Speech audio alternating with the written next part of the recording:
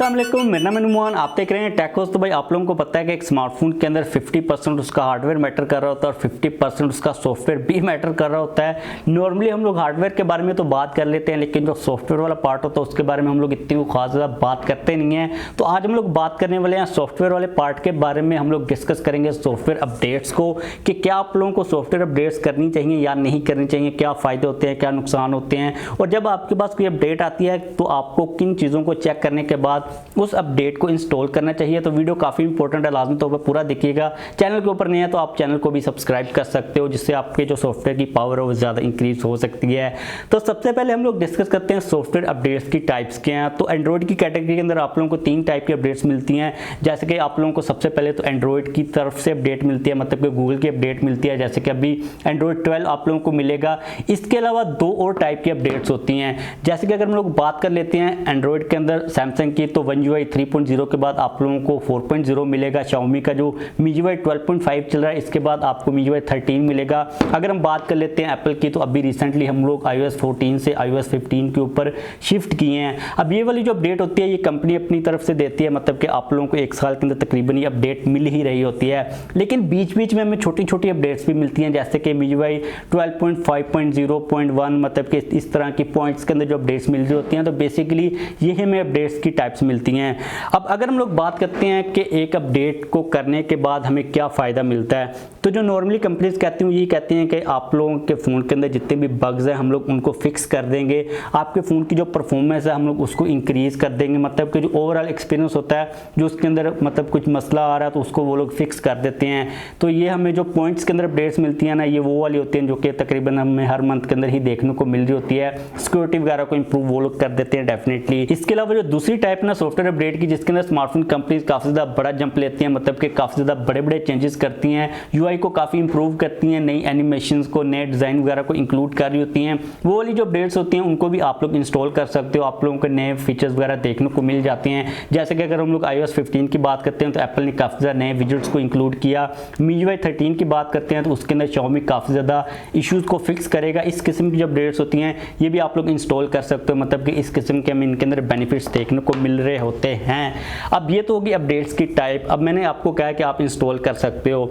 अब अगर हम लोग आते हैं इश्यूज़ की तरफ, तो आप लोगों को पता है कि जब अपडेट आती है तो बग्स को फिक्स भी करती है, लेकिन वो अपने साथ काफ़ी ज़्यादा बग्स को लेके भी आती है। अभी हम लोगों ने रिसेंटली काफ़ी ज़्यादा केसेस देखे हैं कि iOS के अंदर या फिर एंड्रॉइड के अंदर एक अपडेट आती है, उसके बाद जो फ़ोन्स की बैटरी होती है वो काफ़ी ज़्यादा तेज़ी के साथ ड्रेन होना स्टार्ट हो जाती है, मतलब कि आप लोगों को काफ़ी ज़्यादा इश्यूज़ भी देखने को मिलते हैं।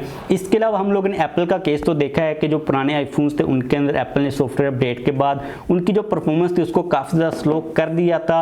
अब ये वाला जो केस है ना, ये सिर्फ iOS के अंदर नहीं है बल्कि एंड्रॉइड के अंदर भी मौजूद है। अगर आप लोग पुराने जो एंड्रॉइड के फ़ोन हैं उनको भी उठा के देख लो तो उनकी भी जो परफॉर्मेंस है वो काफ़ी ज़्यादा आप लोगों को स्लो ही देखने को मिलेगी। लेकिन यहाँ पर आप लोगों के साथ एक मैं शॉकिंग चीज़ शेयर करूँ, मे भी आप लोगों ने ये चीज़ खुद भी ऑब्जर्व की है। वो ये है कि जैसे जैसे हमारा फ़ोन पुराना होता जाता है वैसे वैसे एक तो वो स्लो होता ही है, लेकिन उसके अंदर जो कैमरा की क्वालिटी होती है भाई वो भी काफ़ी ज़्यादा बुरी हो जाती है, वो भी डिग्रेड कर दी जाती है। तो सॉफ्टवेयर अपडेट्स के बाद आप लोगों को ये वाले मसले तो देखने को मिलती हैं। इसके अलावा आपकी जो मेमोरी होती है वो भी फुल होती है। जैसे कोई नई अपडेट आती है तो डेफिनेटली जो सॉफ्टवेयर का साइज होता है वो बढ़ जाता है। तो आप लोगों को ये चीज़ भी अपने माइंड के अंदर लाजमी तौर पर रखनी चाहिए। तो अब अगर आप लोगों को यहाँ पर एक मैं क्लियर आंसर दूं कि क्या आप लोगों को अपने फ़ोन के अंदर सॉफ्टवेयर की अपडेट करनी चाहिए या फिर नहीं करनी चाहिए, और आप लोगों को कब करनी चाहिए, कौन कौन सी चीज़ों को चेक कर लेना चाहिए। अब अगर तो आप लोगों के पास एक नया फ़ोन है, आप लोग ने अभी अभी नया लिया, आपके पास कोई अपडेट आती है तो आप लोग डेफिनेटली कर सकते हो। अगर आपका फ़ोन 1 साल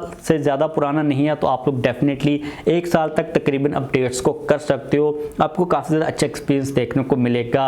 अब जो दूसरी बात है कि आप लोगों ने अपडेट क्यों नहीं करना, अगर तो भाई आपका स्मार्टफोन पुराना है ना, 1.5 से 2 साल पुराना है, तो आप लोग कोशिश करो कि जो बड़ी सॉफ्टवेयर की अपडेट्स होती हैं आप लोग उनको इंस्टॉल ना ही करो, लेकिन जो छोटी मोटी सिक्योरिटी के रिलेटेड अपडेट्स होती हैं उनको आप लोग डेफिनेटली इंस्टॉल कर सकते हो। अब अगर हम लोग बात करते हैं कि भाई आपके पास एक अपडेट आई है, चाहे वो छोटी है बड़ी है जो भी है, उसको इंस्टॉल करने से पहले आप लोगों को कौन सी चीज़ों को टेस्ट करना चाहिए, तो भाई सबसे पहले आप लोगों ने गूगल के ऊपर उस अपडेट के बारे में लिख के ये चीज़ सर्च कर लेनी है कि भाई उसके अंदर किसी किस्म का कोई बग तो नहीं आ रहा, किसी किस्म का कोई इशू तो नहीं आ रहा। अगर आ रहा है तो आपने उसको टोटली तौर पर अवॉइड करना है, क्योंकि भाई जो इश्यूज होते हैं या फिर बग्स होते हैं उनके सॉल्व होते हुए पता नहीं कितना ज़्यादा टाइम लग जाता है, तो उस दौरान आप लोगों को कोई भी प्रॉब्लम नहीं होगी। इसके अलावा आप लोगों ने ये चीज़ भी टेस्ट कर लेनी है कि आप जिस अपडेट को इंस्टॉल करने लगे हो उसके अंदर क्या नई चीज़ें डाली गई हैं, मतलब कि उसके अंदर कोई इतना ज़्यादा बड़ा चेंज किया भी गया या फिर नहीं किया गया। तो अगर आप लोगों को लगे कि भाई हाँ इसके अंदर इतने ज़्यादा चेंजेस हैं जो कि आपको चाहिए, तो आप उसको